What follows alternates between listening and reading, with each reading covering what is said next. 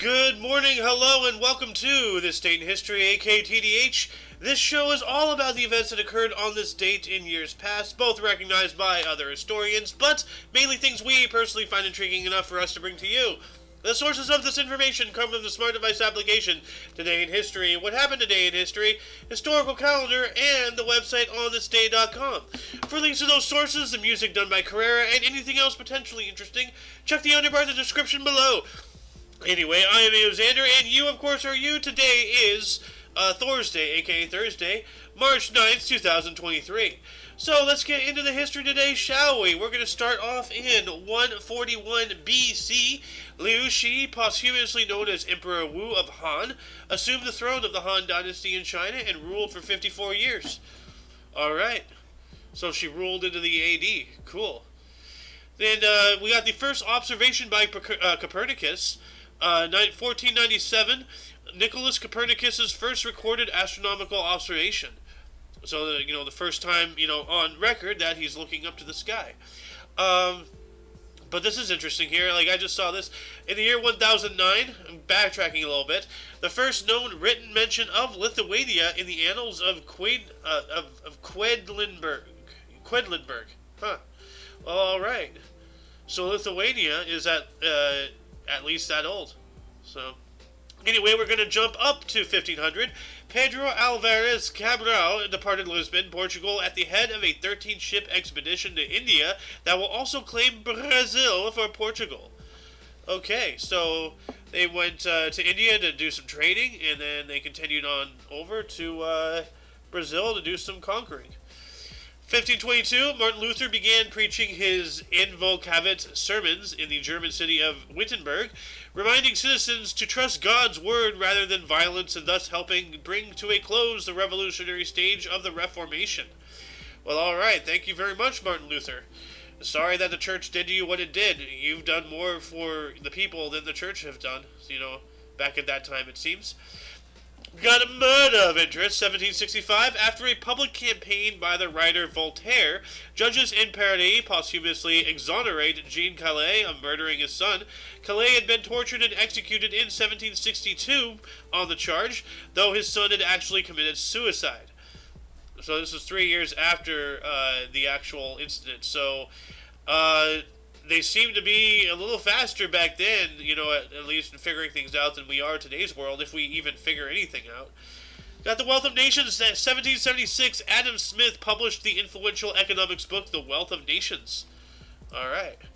Let's look that up here real quick, actually. The Wealth of Nations.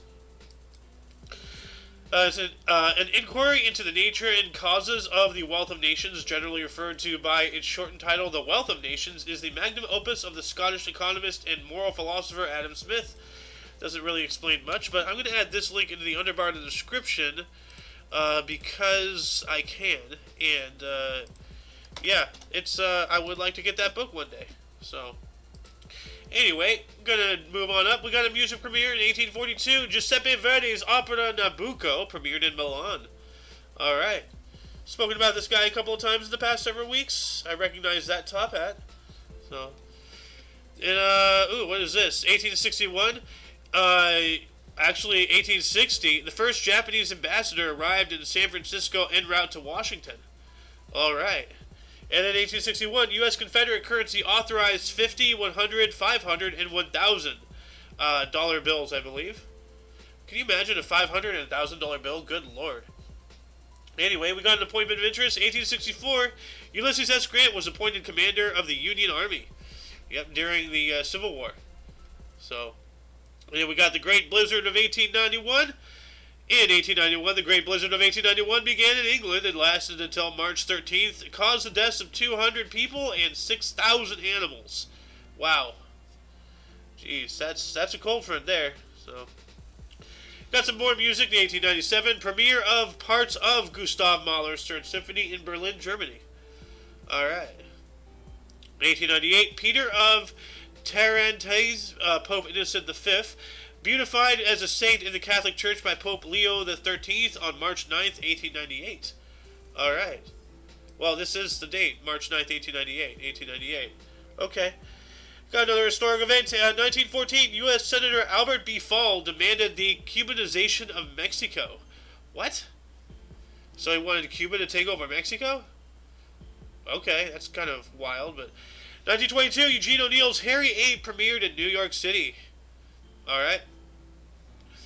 1923, Elmer Rice's Adding Machine premiered in New York City. Huh. Alright, look at this newspaper boy looking guy with his hat way too big for his head. Got another music premiere in 1930. Kurt Weill and Bertolt Brecht's satirical opera The Rise and Fall of the City of Mahogany premiered in Leipzig, Germany. Okay. 1932, Eamon de Valera became president of Ireland. Alright. That has to be a pince nez. I'm not seeing any eardle bars. So... Got another historic event. 1933, U.S. Congress was called into special session by President Franklin Delano Roosevelt, beginning its 100 days. What is this 100 days? 1933. Let's see if I can find it. Here we go. July 25th, 1933, Roosevelt gave a radio address in which he coined the term First 100 Days. Looking back, he began, "We all wanted the opportunity of a little quiet thought to examine and assimilate in a mental picture the crowding events of the 100 days which have been devoted to the starting of the wheels of yada yada yada." Wow, that's long-winded. So I'm just going to add this link in the underbar in the description for further reading, if anyone does so please. So there you go. Link is down there for you. 1935, Adolf Hitler publicly announced the creation of a new air force, the Luftwaffe. Hey, yeah, we were talking about him breaking the Treaty of Versailles not too long ago. So, 1 year later, 1936, Babe Ruth turned down Reds to make a comeback as a player. Huh. So, what is it? Turned down Reds like he was going to be the manager or something? He wanted to play. So, I don't know much about baseball history, but if anybody does, please educate me in the comment section. 1945, 334 U.S. B-29 superfortresses attacked Tokyo with 120,000 firebombs. Yeah, incendiary bombings, like a little-known thing of history involving bombing Japan and such. We were testing bat bombs, as in actually, like, wrapping incendiary devices, attach them to a bat, a living, bat, the winged rat thing, and because, like, the majority of Japanese architecture at the time was pagodas and all that stuff, it was the perfect roosting spot for bats. So, we actually built a mock Japanese village somewhere out in the desert, out in the west out here, and the test was, I believe, a success. I don't know why we didn't go through with that, beyond the reason that it was animal cruelty, but back then, war is war. War is always war. But, yeah, we almost did bat bombs with incendiaries to Japan because of their mostly wooden architecture. That's why we went with a more traditional route, thank goodness, with straight-up fire bombs. I mean, it sucks that so many people died, but at least we didn't use bats. So... Well, some more sports history. 1946, Ted Williams was offered $500,000 to play in Mexican Baseball League. He refused. Wow. Okay, well, there you go. 1950, Willie Sutton robs Manufacturers Bank of $64,000 in New York City. And I'm about to sneeze. Give me one moment.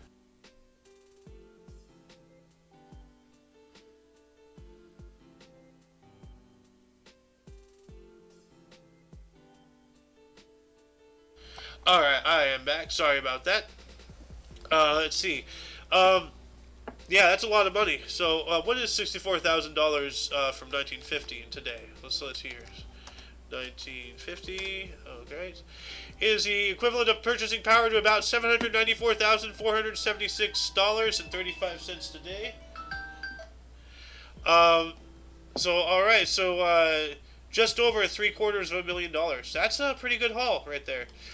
Got another historic event in 1951. Edward Teller and Stanislaw Ulam submitted a classified paper at the Los Alamos lab in which they proposed their revolutionary new design, staged implosion, for a practical megaton range hydrogen bomb. Huh. Wow.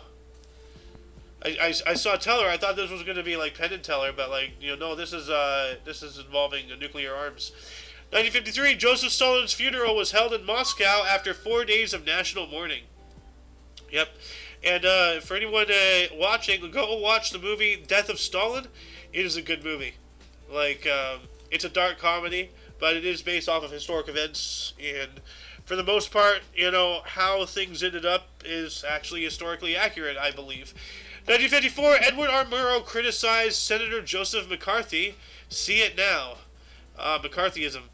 So, and I bet Edward R. Murrow got accused of being a communist after that. Got some sports history. 1961, Philadelphia Warriors center Wilt Chamberlain scored 67 points in 135-126 win over New York Knicks at Philadelphia Civic Center. All right. 1961 as well, Soviet flight Sputnik 9 carried and returned from orbit a dog named Chernushuka Blackie, frogs, and a guinea pig. All right. So they sent and retrieved animals from space. That's interesting. We got a music single in 1961. The Supremes released single "I Want a Guy" and "Never Again." Huh. Well, that was a quick turnaround right there. 1 year later, 1962, Egyptian President Nasser declared Gaza belonged to Palestinians. I agree. That all was Palestine. Before the UN, it's just like, hey, we're taking this land without your consent, and it's now Israel. And it's nothing to do with biblical Israel. Like, if you look at modern day and biblical Israel, they're two way different things. So, 1979, Major League Baseball Commissioner Bowie Kuhn ordered baseball to give equal access to female reporters. Yeah, good. Yeah, why not? Like, why does he have to do that? Why wasn't that already a thing? That's ridiculous. 1981, 7th People's Choice Awards. Clint Eastwood, Jane Fonda, and Goldie Hawn won with motion picture, and Alan Alda and Carol Burnett won with TV. So that has to be one of his spaghetti westerns. Got some more film and TV history. 1981, Dan Rather became primary anchorman of CBS TV News. All right. We got a music single in 1984. John Lennon's single "Borrowed Time" released posthumously. So yeah, this is after he died. When did he die again? December 8th. Wow, 1980. So this is 4 years after. So got an NHL record. 1986. Gilbert Perreault of the Buffalo Sabres became the 12th NHLer to score 500 career goals in a 4-3 win over New Jersey Devils. All right, this guy looks like another guy out of Slapshot. I guess like hockey players have a standardized look. I don't know.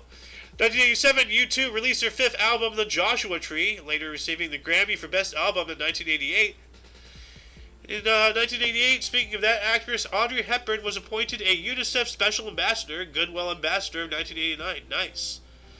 That's cool. 1988 as well, President Reagan presided at unveiling of Knut Rockne stamp. Huh. Okay, so like the unveiling of that stamp. Let's take a look at this stamp here. Images. Oh, cool. Knut Rockne. Alright. Got his own stamp. 1989, the U.S. Senate rejected President George H.W. Bush's nomination of John Tower as Defense Secretary. Okay. So just a little bit of internal political squabble going on. 1993, 7th Soul Train Music Awards. Michael Jackson and Mary J. Blige won. Alright. Got some Cricket World Cup 1996. Sri Lanka's Seneth Jayasuriya hammered 82 of 44 balls, 13 times 4, 3 by 6, versus England in Cricket World Cup quarter-final. Cricket, I don't even know how to read it. So, 1998, Dr. Dre's Aftermath Entertainment signed then unknown rapper Eminem. Ooh, that was a really good decision right there. 2002, Final Advice TV show, the financial advice TV show, The Suze Osmond Show, starring Suze Osmond, premiered on CNBC. Okay. Well, judging by the extravagance of her outfits, I would not follow her financial advice. I'm gonna sneeze, hold on.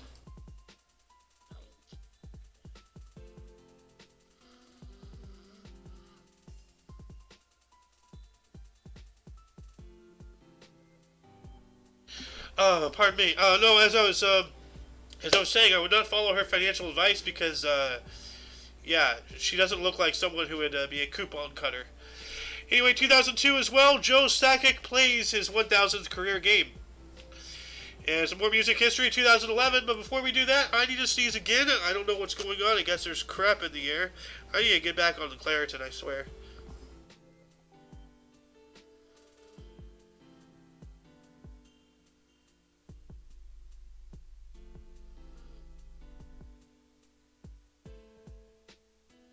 Alright, let's see how long this lasts.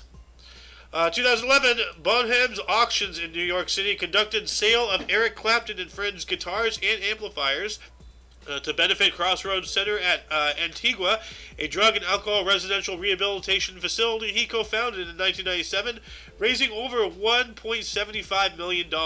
Nice. Really nice. We need to help people. We, like just throwing like non-violent criminals, like drug users and stuff like that, like in jail with the actual people, like the murderers, the breaking and enterers, the assault people, the struggle snuggle people, like you're just making more animals. Like, or maybe that's what the plan is, but like we have got to actually provide help and therapy and care for these people who are obviously like in over their head in one way or another, and they need help. So anyway, 2012, Indian batsman Rahul Dravid announced his retirement from Test and domestic cricket. All right. 2015, U.S. President Barack Obama signed an executive order declaring Venezuela a national security threat to the U.S. Oh my God. Wow. If only we would do that with China. 2020, Italy announced it is locking down the whole country due to a spike in COVID-19 cases with 10,040 cases and 630 deaths. Well, speaking of national security, threat, China, right there. World security threat. 2021, Queen Elizabeth II publicly expressed concern after Harry and Meghan, Duke and Duchess of Sussex's interview, saying allegations, including of racism, will be dealt with privately. Wow. Wow. Like, that's, yeah, that's not a discussion I want to have. 2021 as well, UK TV host Piers Morgan left ITV's Good Morning after 41,000 complaints made about him saying he did not believe Meghan, Duchess of Sussex's statement about her mental health. Wow. So, because somebody doesn't believe in something, you go after him and you attack him? Now you're actively causing mental health harm to somebody else just because they don't want to believe something? Like, that's not how you do it. That's not how you do it, people. 2022, U.S. singer-songwriter Lionel Richie received Library of Congress Gershwin Prize at the DAR Constitution Hall in Washington, D.C. Lionel Richie, why does that name sound so familiar? Why is it... Lionel Richie. It's in my brain for some reason. Okay, well, anyway... And then 2022 as well, stolen notebooks belonging to naturalist Charles Darwin, including his famous Tree of Life sketch, mysteriously returned after 22 years to Cambridge University Library. Wow, so somebody just like, they did a reverse national treasure. They broke in and put the documents back. That's pretty interesting. Anyway, before we move on to the burst of deaths, audience, were there any articles that grabbed your attention more than most? Anything you wished we had elaborated more about? Anything you would have liked to say had you been here? Start a dialogue in the comment section. Moving on to the burst, starting us off in 1213, we have Hugh IV, Duke of Burgundy, was a French crusader, born in Villeneuve and Duismois, France, died in 1271. I know I butchered the hell out of that name, but I don't care. 1454, we have Amerigo Vespucci. Hey, Italian explorer, whose namesake, is the basis of the Americas, born in Florence, Italy. So, North America, South America, America. Yeah, there you go. So, the literal birth of America, 1454. Wow.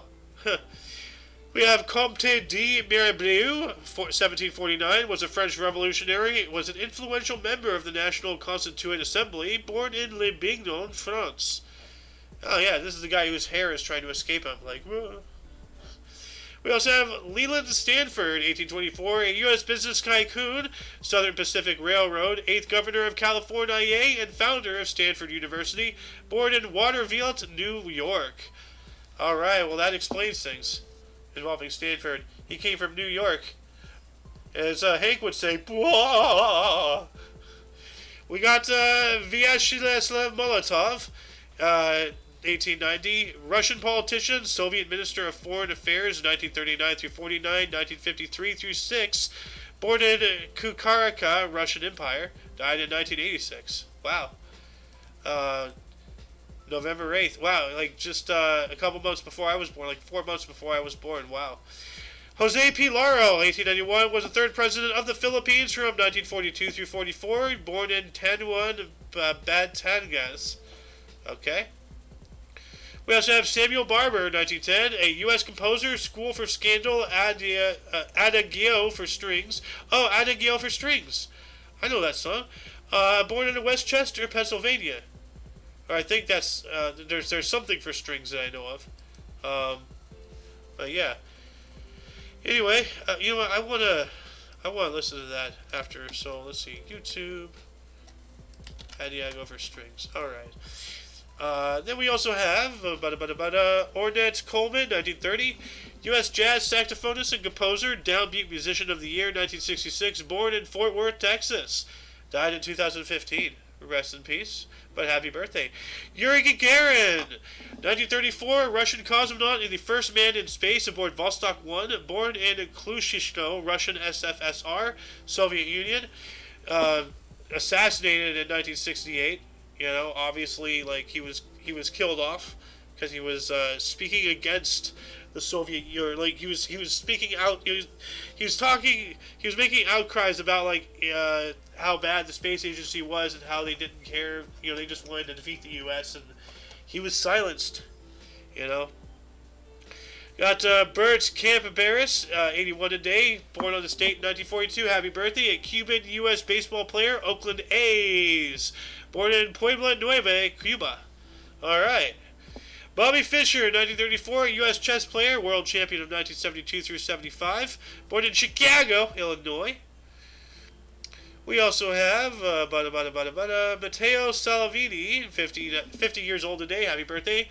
Born in the state in 1973, he is an Italian politician and deputy prime minister of Italy from 2018 till present. Born in Milan, Italy. What a beautiful place to be born. Oscar Isaac, 1979, he's 44 today, French Guatemalan U.S. actor, scenes from a marriage, Balabo, inside Lilwyn Davis, born in Guatemala City, Guatemala. Alright. Brittany Snow, 1986, a U.S. actress, guiding light, born in Tampa, Florida, she's 37 today. And then we have Kabi Lame. That's a lame last name there. Born on this date in 2000, is a Senegalese Italian. Senegalese? Huh.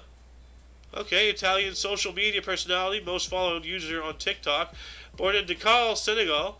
And he's 23 today, so happy birthday. For a second, I thought of the what are those? What's that island off of India? East, the Sentinels. Not the Senegalese, the Sentinel Island. So, I got it confused. Anyway, we're going to move on up into death. Starting us off in 883, we have Al-Bumasur, Ahmed Albo M. Ghaffar al-Balkini, an Arabic astronomer, died at the age of 98.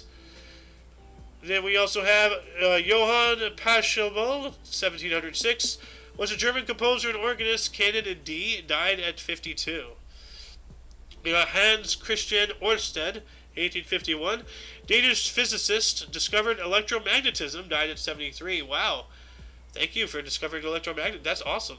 Wilhelm I, 1888, was a king of Prussia from 1861 through 88, and the first German emperor from 1871 through 88. Died at the age of 90. Obviously in office. So, yeah, no, so it sounds like he was the one who made the switch from Prussia to Germany. Interesting. Got Frank Wedekind, 1918, was a German actor and playwright, The Lulu Plays, died at the age of 53. Carrie Chapman Cass, 1947, a U.S. women's suffrage leader and founder, League of Women Voters, died of a heart attack at 88. Well, that's unfortunate, but, 88, you've lived a pretty long life. Not long enough, but hey, at least it wasn't in your 40s or something. We also got Menachem Begin. Well, I guess this is when he ended. 1992 was the 6th Prime Minister of Israel from 1977 through 80, and then 81 through 83. And 1979 Nobel Peace Prize winner died of a heart attack at 85. All right. Willie Davis, 2010, a U.S. MLB center fielder for the LA Dodgers, died at the age of 69.